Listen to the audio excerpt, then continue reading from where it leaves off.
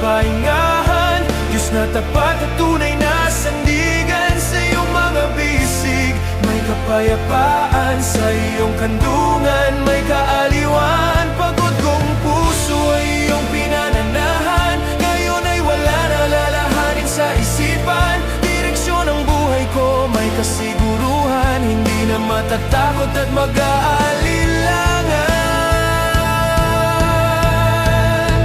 Kapahingahan ay hindi matatagpuan, sa kayamanang nabubuo sa kamunduhan. Katahimikan ng isip at puso na sa kaitaasan. Lahat ng alalahanin sa Kanya ay kayang maibsan. Pagtitiwala lang natin ng